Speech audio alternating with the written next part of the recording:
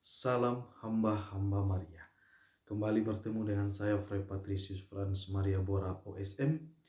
Hari ini kita akan merenungkan Injil Matius bab 19 ayat 16 sampai dengan 22. Ini merupakan Injil hari Senin Pekan Biasa ke-20. Sangat menarik, Matius mengisahkan bagaimana seorang pemuda yang ingin mencari hidup abadi. Ia bertanya kepada Yesus apa yang harus dilakukan. Yesus memberi sebuah jawaban di mana kehendak Allah itu yang paling penting. Di mana di dalam kehendak Allah itu seseorang harus menaati hukum-hukumnya. Jangan mencuri, jangan membunuh, jangan hormati ibu bapamu, jangan bersaksi dusta dan lain sebagainya.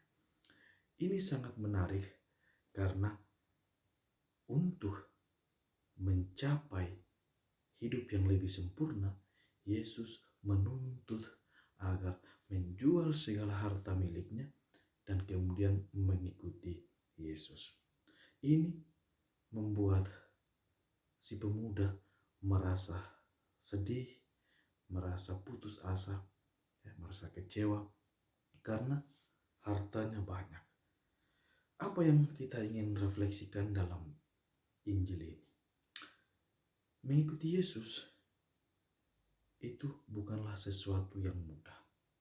Bagi setiap Kristiani yang sadar akan tugas dan panggilannya, ini bukan sesuatu yang mudah. Karena tidak hanya melakukan kehendak Allah, memenuhi hukum-hukum yang dikehendaki Allah, melainkan ini merupakan juga kebebasan, menanggalkan diri dari segala yang mengikat hati dan membelenggu jiwa. Salah satunya yang menjadi hal konkret yaitu harta benda. Kekayaan atau harta benda yang kita miliki bukanlah hal yang buruk. Itu sesuatu yang mulia jika digunakan tepat pada posisinya atau digunakan dengan baik demi kebaikan. Yang menjadi buruk ketika harta benda membuat kita tidak bebas. Banyak orang Kristiani melakukan aturan-aturan atau hukum secara tepat. Akan tetapi dalam pelaksanaannya masih belum bebas. Karena hukum-hukum seperti jangan membunuh, jangan mencuri, dan lain sebagainya merupakan hukum yang menjurus pada cinta kepada sesama. Cinta kepada sesama itu harus dikonkretkan.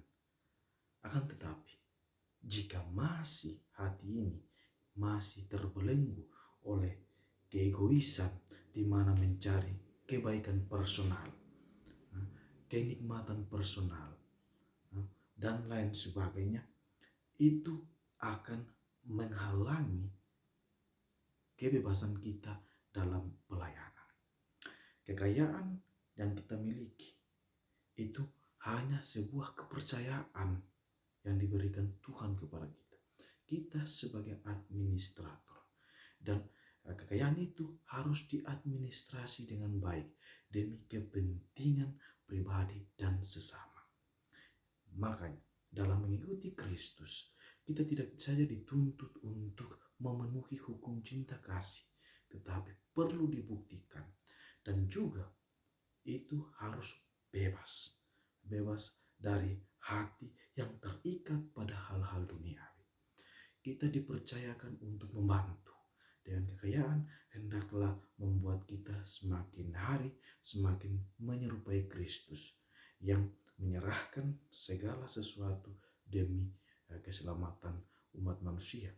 Kita pun dengan kekayaan memberi semangat bagi mereka yang membutuhkan, membantu mereka yang benar-benar hidup dalam kemiskinan, hidup dalam penderitaan akibat keegoisan banyak orang. Oleh sebab itu, menjadi murid Kristus, kita haruslah benar-benar bebas, membebaskan hati dan jiwa dari belenggu yang tidak membiarkan kita berjalan mengikuti Kristus dengan setia. Tuhan memberkati.